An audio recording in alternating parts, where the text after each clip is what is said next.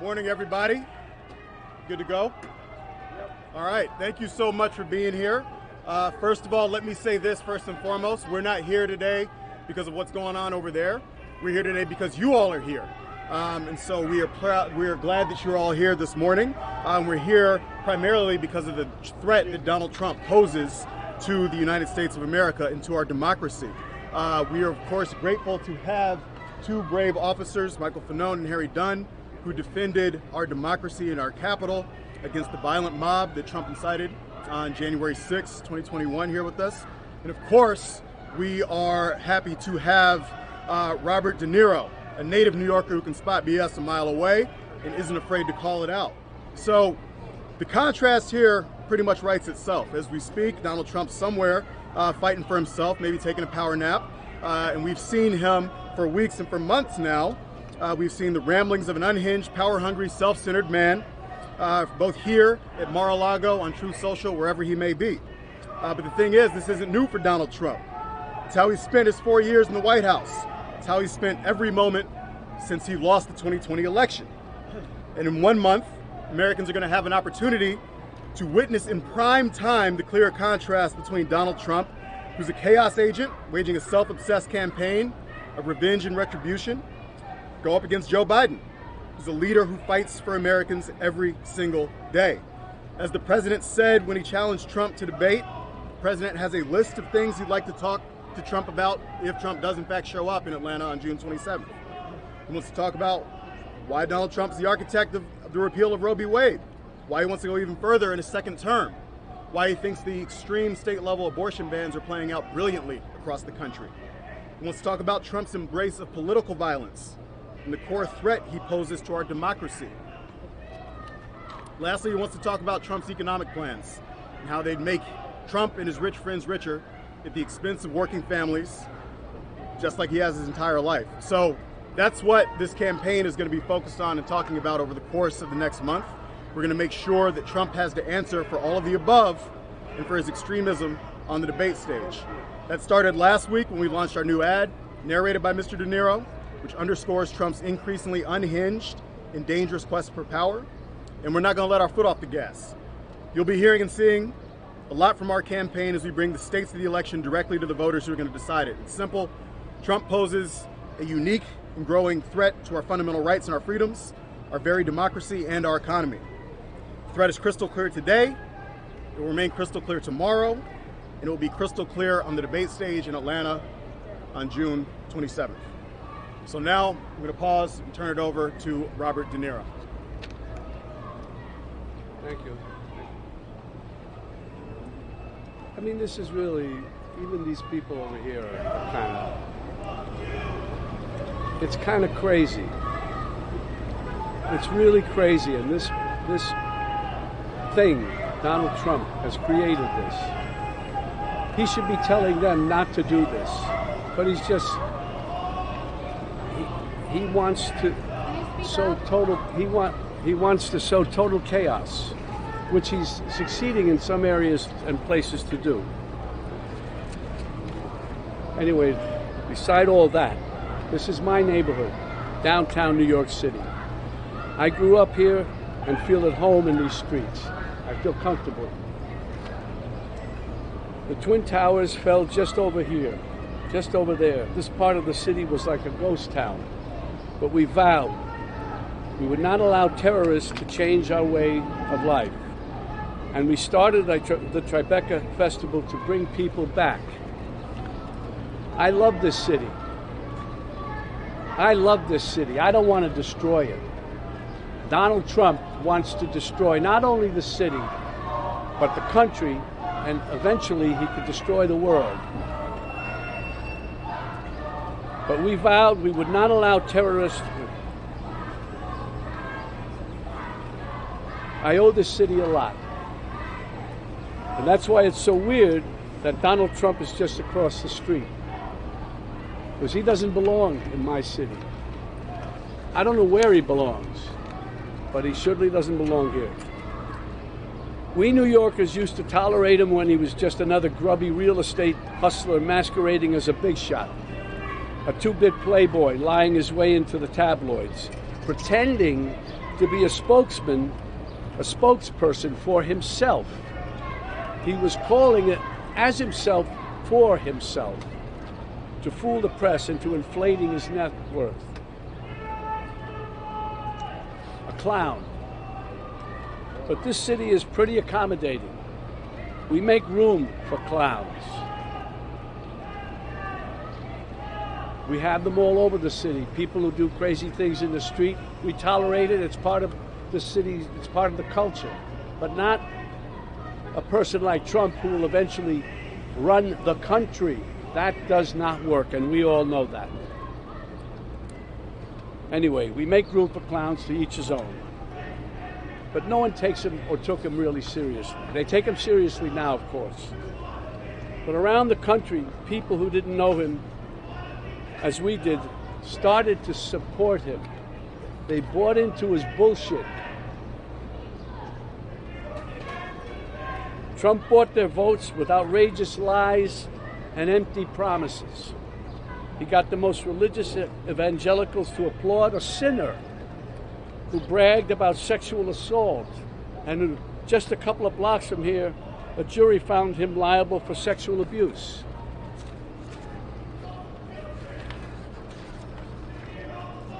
Somehow he even got self-styled patriots to support a man who called for terminating the Constitution, and on January 6th rallied an angry mob to threaten democracy, leaving death and destruction in its wake.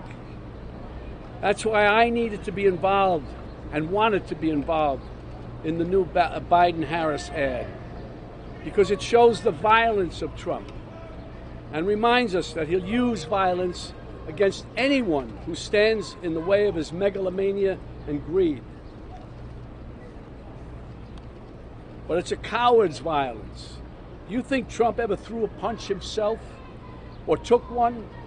This guy who ran and hid in the White House bunker when there were protesters outside? No way. He doesn't get blood on his hands. No, he doesn't. He directs the mob to do his dirty work for him by making a suggestion, an inference. And his gang grovels and follows his obvious order. It's no surprise that the murder rate and other violent crimes peaked under Trump and are falling under Biden. And now he's promising to use our own military to attack U.S. citizens. That's the tyrant. That's the tyrant he's telling us he'll be. And believe me, he means it. When Trump ran in 2016, it was like a joke. This buffoon running for president. No, never could happen. We'd forgotten the lessons of history that showed us other clowns who weren't taken seriously until they became vicious dictators. With Trump, we have a second chance. And no one is laughing now. This is the time to stop him by voting him out once and for all. We don't want to wake up after the election saying, what, again? My God, what the hell have we done? We can't have that happen again. Yesterday was Memorial Day. It's a good time to reflect on how Americans fought and died so that we may enjoy the freedoms guaranteed to us by a democratic government. A government that, as President Lincoln said, of the people, by the people, for the people, shall not perish from the earth. Under Trump, this kind of government will perish from the earth. I don't mean to scare you. No, wait, maybe I do mean to scare you. If Trump returns to the White House, you can kiss these freedoms goodbye that we all take for granted. And elections, forget about it. That's over. That's done. If he gets in, I can tell you right now, he will never leave. He will never leave. You know that. He will never leave. What does that mean? Is that the country we want to live in? Do we want him running this country and saying, I'm not leaving, I'm dictator for life? I hope this new ad campaign reaches outside the bubble to remind supporters of what a danger he is to our lives. This is not a threat. This is a reality. And that's why I've joined the Biden-Harris campaign, because the only way to preserve our freedoms and hold on to our humanity is to vote for Joe Biden for president. Really. We don't have a choice. On January 6th, while Republican lawmakers despicably tried to keep the loser Trump, in the White House, and Trump-inspired insurrectionists stormed the Capitol, brave men and women from law enforcement put their lives on the line to defend this country. Our democracy. They are the true heroes. These guys are the true heroes. They stood and put their lives on the line for these lowlives, for Trump. They lied under oath. They lied under oath. Right. Who lied under oath? What are you telling me? Those two traitors behind you. Excuse me? Those two traitors behind you. They lied under oath? That's right. What are you saying? They're traitors. They're traitors. You gotta, I don't even know how to deal with you, my friend. I don't even know how to deal with you. They stood there, they didn't have to. And there were other ones in there who probably were in with them a little bit too, and they found a way to get around. Not these guys. They stood there and fought for us, for you. For you. Well, they weren't fighting for me. No, they fought for you, buddy. You're able to stand right here now. They are the true heroes. I'm honored to be with these two heroes today, from former Capitol Police Officer Harry Dunn and former Metropolitan Police Officer Michael Fanone.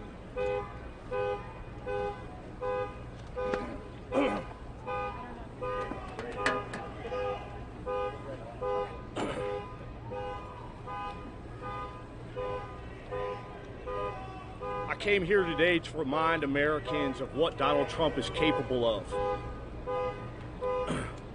and the violence that he unleashed on all Americans on January 6, 2021.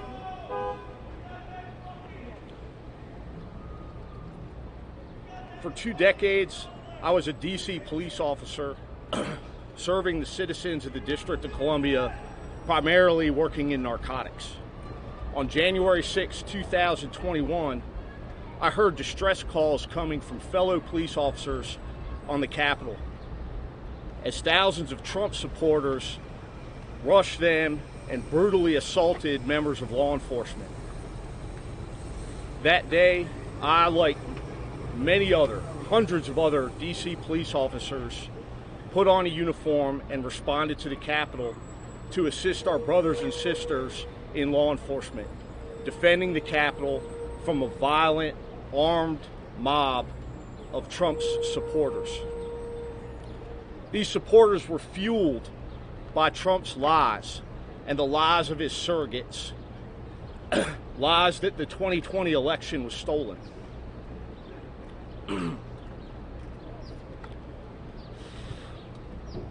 Those same lies have been spewed by Donald Trump and his surrogates about what happened to me and so many other police officers on January 6, 2021. That day, I was brutally assaulted.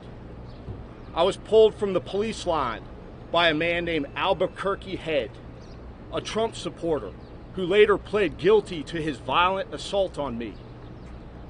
While being restrained by the violent mob, I was beaten.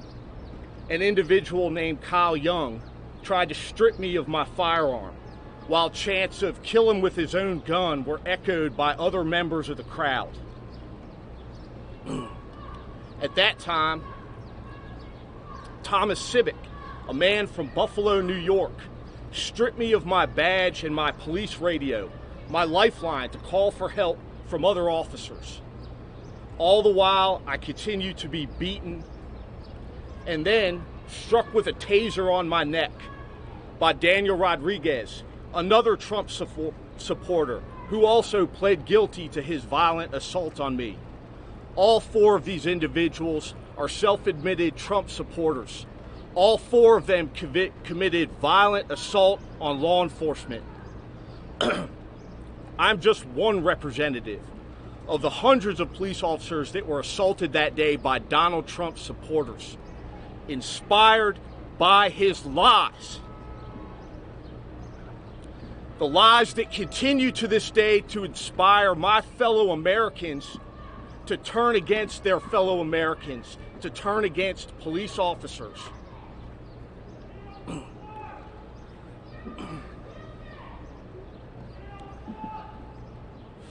At the end of the day, this election is about Donald Trump and his vision for the office of the President of the United States. Not as a public servant who answers to the people who elected him, but as an authoritarian who answers to and serves only himself. Thank you. Ashley Babbitt was murdered, an unarmed veteran. Good morning. If January 6th didn't happen, we wouldn't be here right now. I'd still be at work, working at the United States Capitol. I appreciate the words by Mr. De Niro, Officer Fanone, but anytime I get an opportunity to acknowledge, address, and thank the men and women of the Capitol Police and the Metropolitan Police Department who served that day to protect our democracy, to protect each other, to make sure everybody got to go home that night. That's what we fought for that day. The fight for a lot of us didn't end on January 6th, that evening when we went home. The fight still continues now. What happened that day was an attempt to overthrow an election. Donald Trump is the greatest threat to our democracy and the safety of communities across the country today. He has encouraged and continued to encourage political violence. We've been called traitors just today. We were all called traitors on January 6th for doing our job. And yes, we protected Republicans. We protected Democrats alike. It's not about the story that we don't agree with. Political violence is never acceptable. But you have a presidential candidate, that champions it, that encourages it, that supports it. We cannot have that. Officer Sicknick, he died the day after January 6th. They said it was because of a stroke, but the events of January 6th caused it. His father said it best. Charles Sicknick, Trump is the reason why my son is dead. Trump does whatever will get him votes and helps Donald Trump. He is about himself. He calls the criminals who attacked our Capitol patriots. He calls the men and women who died serving and protecting this country suckers and losers. He constantly echoes the words of dictators and invokes the language of Nazi Germany, embracing political violence, pledging to rule as a dictator on day one. Those aren't our talking points. Those aren't left news talking points. He said it. Americans need to wake up. This is not a drill.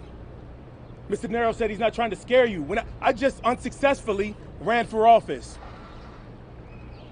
A lot of people that I met out there said they were afraid. They're scared to see what another Trump presidency looks like. I try to pride myself in having some type of way to make people feel comfortable, saying some kind of a word, a hug, a look, or something. It's going to be okay.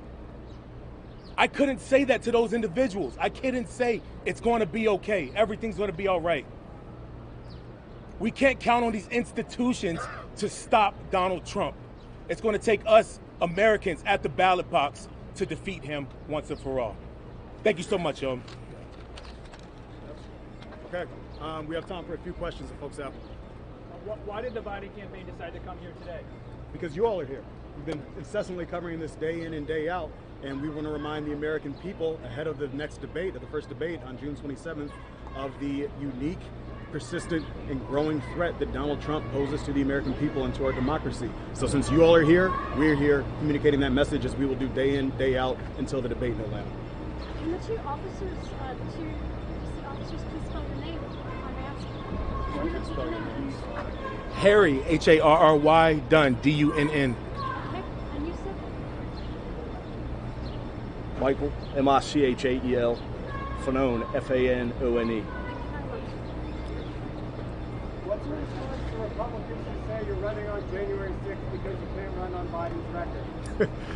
I'd say that's absolutely absurd, because we are running on a historic record of accomplishing everything from 15 million new jobs created under this administration, 800,000 manufacturing jobs, the work that the president has done to lower costs for Americans, capping the cost of insulin at $35, making the single largest investment to combat climate change in our nation's history, the first bipartisan gun safety legislation in a generation. The list goes on and on and on of the historic record of accomplishment and the vision for the future. The fact remains that the looming threat of MAGA extremism has only grown stronger since January 6th. And so, yeah, we're going to campaign on the president's record, on his vision, and we're going to run against the extremism embodied by Donald Trump as he sits in that building or anywhere else across the country. Michael, do you really believe that an undecided voter in Michigan or Wisconsin is paying attention to this trial and this work?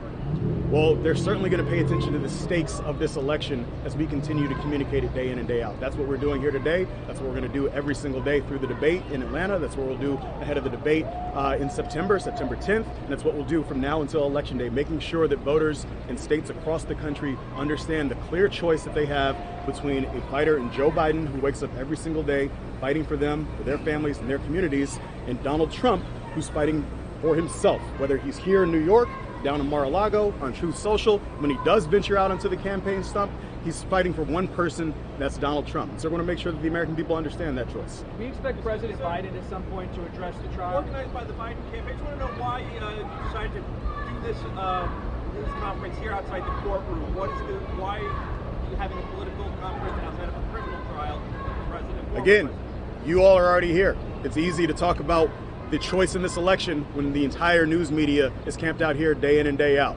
So we're talking about the choice that voters are going to have in this election and the threat embodied by the man who is in that building right now. But it is a threat no matter where he is, a threat to our fundamental freedoms, a threat to our democracy, a threat to our very way of life. And so this campaign is going to communicate that here in New York. We're going to communicate it across all the battleground states day in and day out until voters are able to cast their ballots. Would you consider Trump a threat to all these wars Biden has gotten us into? Any media questions? Is this a weaponization of the Justice Department, sir? Any media questions? You want to answer the real questions, only the fake news? Down here the rest of the week. Stay tuned. Is there defense that the president could mount for those voters, especially progressive young voters, given what's going on in Gaza? He set a red line for Rafah.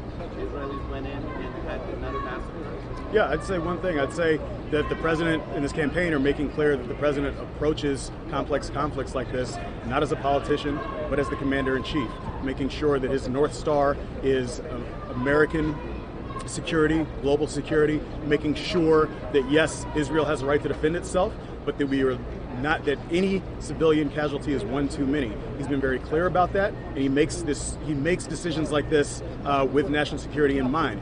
I do think that stands in stark contrast of the person who sits in that building, who makes every single decision based upon what's in the best interest of one individual, and that's himself. And so we're going to communicate that choice day in and day out until the election. We're also going to communicate the entirety of what voters are going to be taking to the ballot box. You mentioned young voters, making sure that they understand that, again, they have a president who's been fighting to address the existential threat that is climate change, making the single largest investment in climate change in our nation's history, making sure that they understand that they have a president, Joe Biden, who's been fighting relentlessly to make sure that we can live in communities free from gun violence, passing the first bipartisan gun safety legislation in a generation. We're going to make sure that they bring all of this information to the ballot box and they understand the clear choice between Joe Biden, who thinks about them, their safety, their interests, day in and day out, versus Donald Trump, who's thinking about himself no matter what the issue is. All right, y'all. Thank you so much. Mr. De Niro, can you come to the microphone and speak instead, please?